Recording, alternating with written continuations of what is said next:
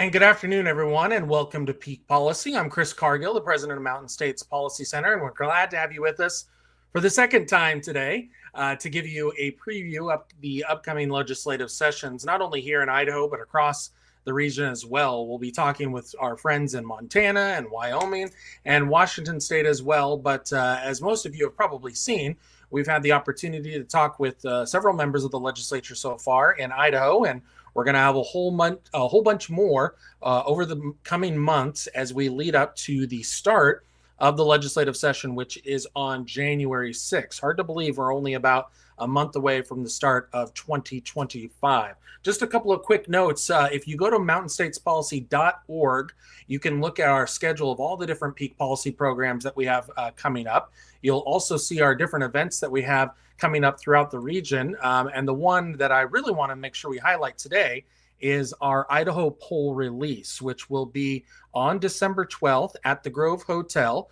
So you can go to mountainstatespolicy.org right now, reserve your tickets. And we are in the field right now with our poll leading up to the 2025 session, asking a whole host of questions on education choice, on taxes, on tax reform, on all sorts of different topics leading up to the session and what will be important in the legislative session in the coming months. So be sure you go to mountainstatespolicy.org and come to our event on December 12th at the Grove Hotel. We're really excited today to have one of our favorite senators with us, and that is Senator Tammy Nichols of the 10th Legislative District. Senator Nichols, hope you had a great Thanksgiving. Thanks for being here with us. Thank you, Chris. Yeah, I hope you had a good Thanksgiving yourself. Well, I tell you what, it's hard to believe it's already past Thanksgiving now. We're just a couple of weeks away from 2025, but that means you're busy. The legislative session is just a few weeks away. Kind of give us a large, high-level preview here of what you expect to see in the legislative session this year, because you're going to have a lot of new colleagues in Boise. Right. Yeah, that's exactly the case. There's a lot of new legislators that are coming in. We saw that happen a few years ago when I ran for Senate, moving from the House to the Senate. There was quite a transition in the Senate at that time. But now both in the House and Senate, we are going to see a lot of changeover again. So every time that we have that kind of turnover that happens, you can expect that there's going to be a wide array, which there is every session, but there'll be a wide array of different issues because people run for office for various reasons, but a lot of the time it's because there's something that an individual sees that needs to be changed or something that they wanted to see happen within the legislature that hasn't yet. So everybody's kind of bringing their pet projects, if you will, with them. So I think you're going to have a wide array of all sorts of issues, from things that are tax related to education, like you're saying, to some things that are outside the box, such as weather modification. So there's going to be a little bit of something for everyone. Yeah, there certainly is. And it's funny that you bring up the weather modification issue, because one of our Sawtooth policy kids, I call them kids. I mean, they're adults or near adults right now, but to me, they're kids. Yeah. Wrote a study on the weather modification issue. Great study. Again, if you want to read that, you can go to our website at mountainstatespolicy.org, and you see all the Sawtooth Leadership Academy papers. And one of them was on the weather modification issue. We also had one on tax reform and a few others as well. And just a reminder, the Sawtooth Leadership Academy opens back up for applications here in a couple of weeks. But we're not here to talk about that, Senator Nichols. I want to get perhaps an interesting question answered, and maybe you don't have an answer to it, but that's okay. What do you think is the one issue that perhaps people are not talking a lot about that may come up in this session that may surprise some folks? Oh, goodness, that people are not talking about. Well, for me, I mean, I hear a little bit of everything. So to me, it doesn't seem like, people aren't talking about Sure. about those things. I would probably say, though, that we really were waiting to see what was going to happen with the election in November and to see what was going to happen with the presidential race as far as that goes, because that really was going to set a groundwork for things that the legislature was going to have to watch for, or things that we were going to have to do to help protect Idaho or do things for Idaho that would sustain us so that if Harris had gotten in, that we would be able to maintain our sovereignty and do those sorts of things. Now that, Trump has been reelected, that changes a few little things that way, but there still is going to be a lot of things that we want to see happen here. I would say probably one thing that we might see that we saw a few years ago was during COVID. I think we might see some legislation that will come into play that will help protect us if we go through another pandemic again. I think there's a lot of people that feel that issue wasn't entirely wrapped back up and tied with a bow, if you will, that we didn't quite take care of everything that we needed to in case a pandemic or something along those lines happens again, as far as like our sovereignty, being able to protect businesses and individuals from mandates and different things along those lines. I think a lot of people just still feel that while we got through it, that there's things that we need to do still to make sure that if we go through that again, that we have the protections in place that needs to be. Just want to remind everyone, if you're watching live, and some folks watch live, some folks watch on a delayed basis, you can put questions, comments in the chat, and the senator and I will try to get to as many as we can in the time that we have. And in fact, I will add a little thing here that says the chat is here. So in case you're wondering where to put your questions, you can add them right there. And we will try to get to your questions throughout the program. Of course, if you're watching on a delayed basis, that's great too. Thank you very much for being here. But unfortunately, we won't be able to get to your questions. But you can still put your thoughts and comments in the chat. We can read them afterwards as well. Senator, let's dial in here on tax reform, because I know there's a lot of talk about the grocery tax. There's talk about the income tax. There's the issues that you guys worked on with the property tax in the past few legislative sessions. What is your priority first, and then what do you think is going to be the legislative priority in this next session in terms of taxes?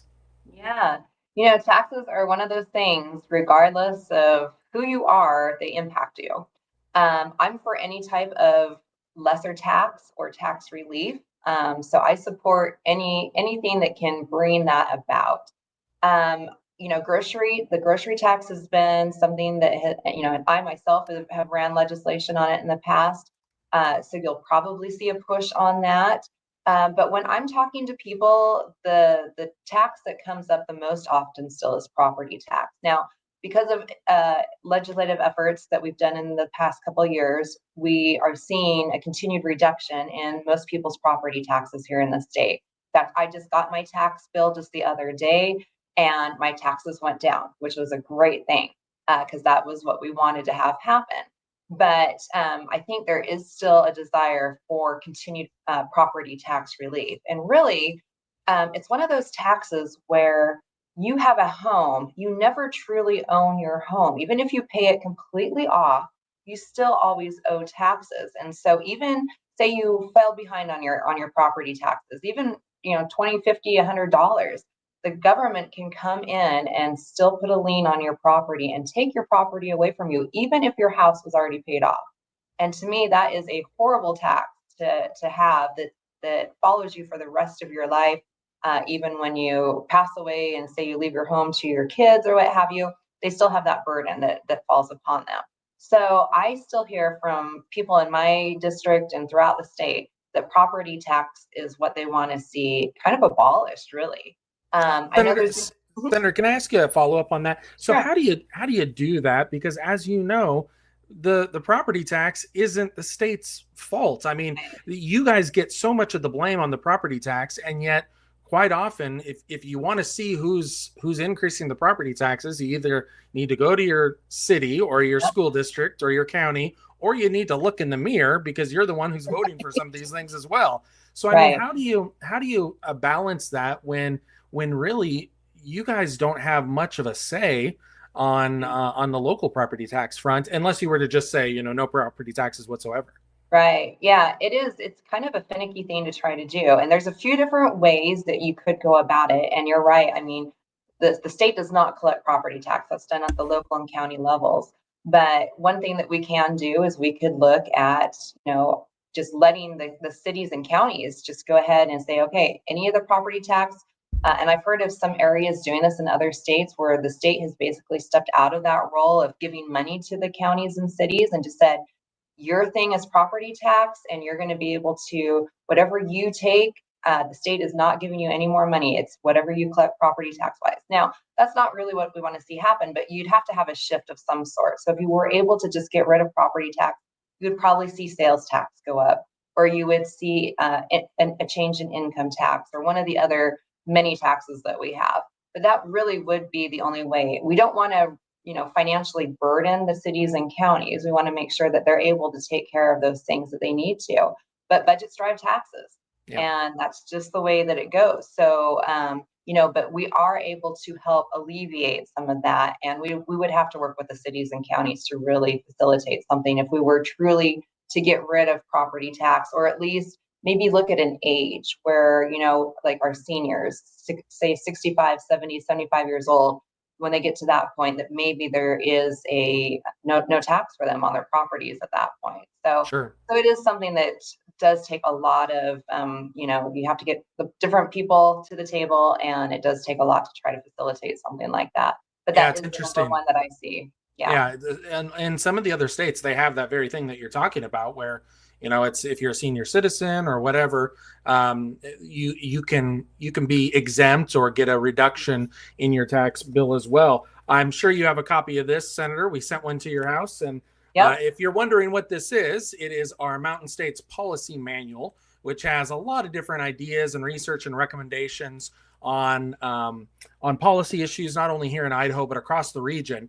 And part of the reason I was bringing this up, Senator, is because one of the comments and recommendations that we make in the policy manual, which, as you can see on the screen, you can get a copy on Amazon or on our website as well. One of the ideas that we had on there for trying to at least bring attention to the local increases in the property tax burden is the truth in taxation policy, which is in place in Utah as well, which basically just requires the local governments to be more forthcoming about their budgets, and also let people know ahead of time if their budgets are going to require a huge increase in property taxes. So that is another way that we could go about handling this issue as well. But I apologize for interrupting you on the property tax or on the tax answer, because I believe you were going to talk about income and grocery as well.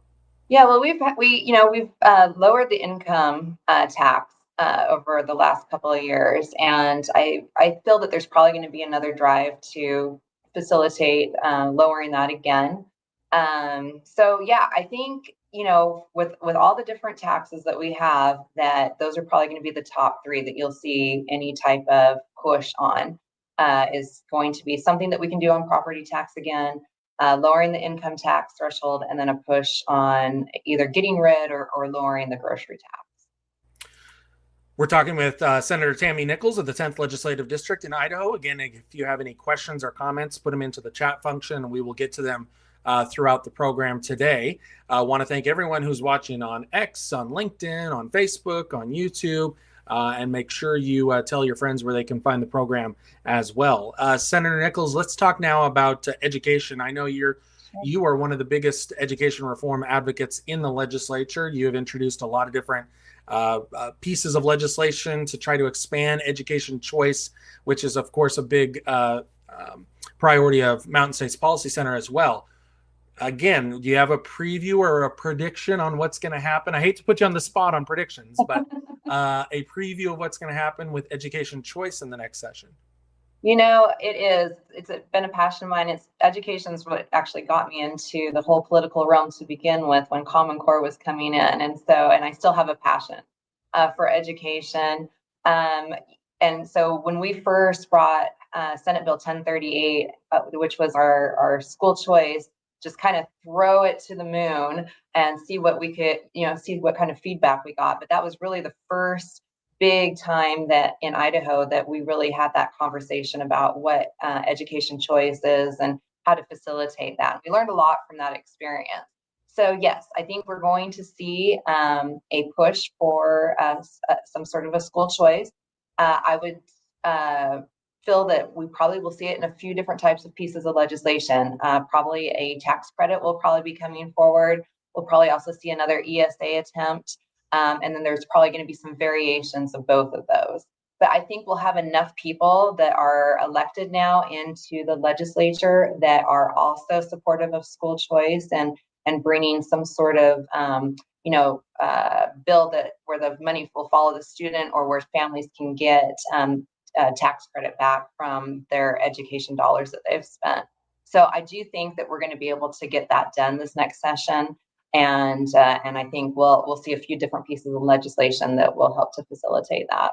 Yeah, and let's be clear about a couple of things. One, any of the programs that Senator Nichols talks about do typically do not impact those who like their public school. If you like your public school, you can keep your public school, and that's fine. What we're talking about here is for the maybe 10% of students who don't necessarily fit into the public school box. Maybe they need extra assistance outside of the classroom, or they have some other challenge that they're dealing with. So I think that's the first thing. Second thing, Senator, as you know, I mean, Idaho and Texas are really the only two conservative states left that haven't done this, haven't advanced it. So that's a critical point that we need to make. And then third is this issue, and it drives me crazy. I'm hoping it drives you crazy as well, where the opponents of this keep trying to label this as a voucher. It is not a voucher. No, I have not seen any legislator, and maybe you have, Senator, but I have not seen any legislator introduce a voucher program in our state. And it is just inaccurate to call it a voucher, because it is not. And that's just a way to, unfortunately, the polling on the word voucher is very negative. So people who don't like these ideas try to bring that up, and it drives me crazy, Senator. No, it drives me crazy too. And that was one of the things that we really tried to educate people on when we brought Senate Bill 1038 forward, was that this is not a voucher. A voucher is a very specific type of a program. We want to include as many kids as possible, as many families as possible, to be able to truly make the educational choices that best work for them. And so in doing that, we could not utilize a voucher program. We needed to broaden that into something else, which ended up being the education savings account. So yes, not a voucher program. And we don't want to ruin our public schools either. We want to maintain good public schools. And a lot of people like their public schools, and that's great. Utilize those. But kids are very, very different. I have 5, none of them were the same. And, their education is all unique, and what works for one child may not work for the other. So we want to have options for families to be able to utilize. What other issues, Senator, are you personally concerned about that you maybe are working on a bill on, or have thought about a bill that folks should know about? Yeah, so some of mine, I kind of like to do bills that are outside the box. Most of my legislation comes from the people of Idaho, so constituents or people around the state, because that's been one of my things being in office, is I really wanted to help facilitate a connection between people and the system of government, because they're supposed to be part of that process. And so when people come up with ideas, I almost actually don't even care what they are. I want them to go through the process and the experience of what it's like to write legislation. And that's one of the really unique things we have in Idaho, where citizens can directly write legislation. They do it under one of the legislators, and they're able to go in and go through that process. So a lot of my legislation comes from that. But one, for instance, and I've had a lot of people, and just a little backstory, we've had an influx of a lot of people that have moved into Idaho over the last few years. And when they contact me, there's 2 things they really want to know about. They want to know how soon they can get a gun, and they want to know if they can have chickens. Those are the 2 big things that they want to be able to do. So the gun one's easy to direct them, but the chicken one has been a little bit harder, because not every area, not every subdivision allows chickens. Now, we're not talking roosters. We're talking about just your nice little hens that lay eggs and everything. So one of the pieces of legislation I have for this next session is a chicken bill, and that is to be able to allow people to be able to have X amount of hens to be able to utilize for eggs and I mean, they're great. Chickens are great. They do all sorts of things. Yeah. And, a lot of your cities and counties already have ordinances in place on how they're going to allow that to function in their areas. But there have been HOAs and different things that are much more restrictive than what those local ordinances are. And so we want people to be more self-sufficient. I want people to be more self-sufficient. And I think one of the best ways to do that is to be able to have chickens. Well, I look forward to the debate on this Yes. particular bill. I mean, I can see all sorts of different, what came first, the chicken or the bill. You got to count your chickens before they hatch. So that's going to be a fun debate. There'll be I some have a great feeling. puns, I'm sure. Yes. Senator, one more issue, and again, I don't mean to put you on the spot, but Oh, you're good. I will anyways, and you can yell at me afterwards if you want. How about this issue about this citizen panel giving legislators a 22-ish% raise? Where do you stand on that? I know it's kind of split some of the legislature on whether this is a good idea or a bad idea, and how it compares to other states. Yeah, I can see both sides to it. Both sides make sense to me, honestly. And, I've been in the legislature for a while. One thing I do tell people is that we are legislators for 3 months, but we represent for 12 months. I take calls, I have meetings, I do all sorts of things all year long. So even though we're considered a part-time legislature, many of us do the job all year long. So, but I can see both sides to it. And, here we have a citizens committee, though, that has been set up. It is made up of citizens, and this was their recommendation. So I guess we'll see what happens when we get into session and if there's anything else that comes about.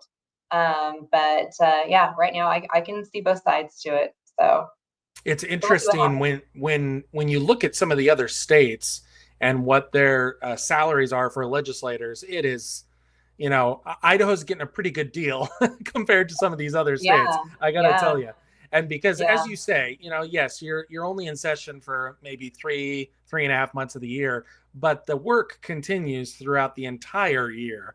So it's a little unfair, I think, to say, that you guys should basically. Although, what's interesting about this, there are a couple of states that pay their legislators $0, which is unbelievable. And then you've got states like California where it's 100,000 plus per year or something. So well, and a lot of people think that legislators here, state representatives, that we go to DC and we make the salary that DC congressmen and senators make, and we just don't. It's just not part of it. One thing I can see though is I have had people come to me that have said, they would love to run for office, but then they find out how much we make, and there's no financial way that they would ever be able to do that.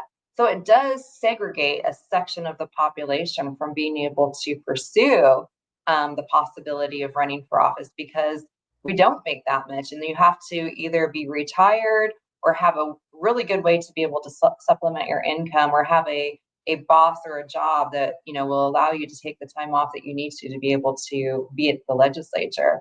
So it does exclude some people from being able to participate. Yeah, for sure. If you want an entire list, by the way, of what legislators throughout the entire country make and how Idaho compares, it's on our website at mountainstatespolicy.org. Senator, tell me about this project that you are working on judicial, for lack of a better term, judicial oversight and reporting, and just trying to help people know what's going on in the third branch of our government, which of course is the judicial branch. Right. Well, I don't know about you, but I've had a lot of people, especially around election time every year, wanting to know where they can find information about judges. And we have not really had anything where you can just direct people and say, okay, here's where you can find your information that you're looking for. So, after that's happened many, many times to me, and I've heard from other people that they've had people ask them that exact same question, I thought, let's put something together where we can put that someplace where people can go to and look at information about judges, because we have all sorts of different judges in the state. There's Supreme Court, there's county judges, and you have you have magistrates, and there's just a whole array. And a lot of people don't even know what those different judges do. So I wanted to put something together that would be an educating factor, very, very straight, non-biased type information, but to explain what each of those different types of judges do, what they facilitate over, and then show people where to go, where they can look up the judges and find out information about them. But along that, we've created a questionnaire that we will send out to all the different judges for them to be able to answer questions. And then we'll put that on our website as well. Our website should be done around the end of the year. We are going to be a nonprofit, and so that's part of the whole gamut with that.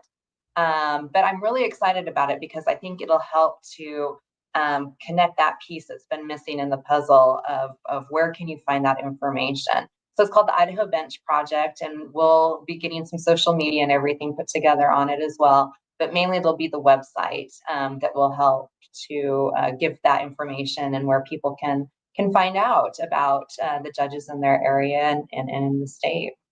It's a sorely needed project, not only here in Idaho, but across the country as well, because as you just mentioned, Senator, so many, that's the number one question I get as well, is who are these judges? Who should I vote for judge? And half the time, you and I are kind of in the middle of this, so we might know on some of them, but sometimes I don't even know. I've got to go and do your own research, and you're often depending on, okay, well, who endorsed some of these people? Maybe I can tell that way.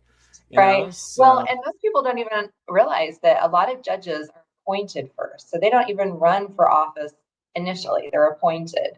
And then you're just voting to retain them. You don't see a lot of competitions, with multiple judges running for one position.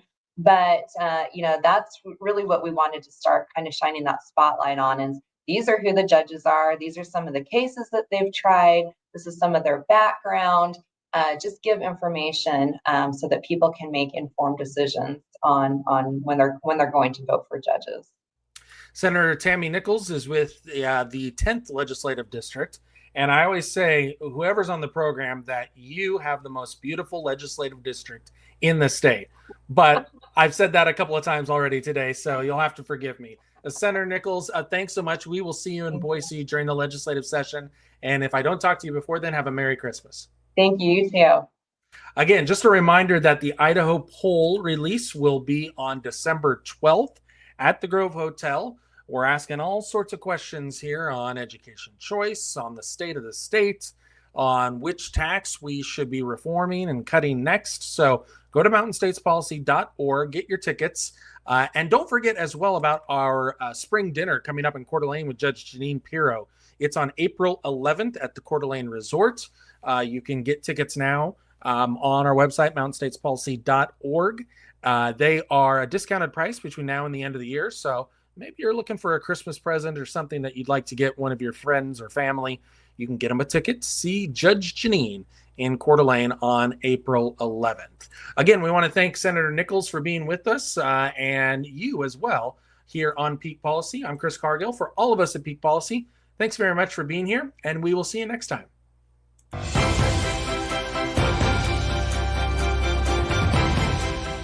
Thanks for watching Mountain States Policy Center. To stay up to date on the work of MSPC, visit mountainstatespolicy.org or find us on Facebook, Twitter, LinkedIn, and YouTube. Mountain States Policy Center. Free markets first.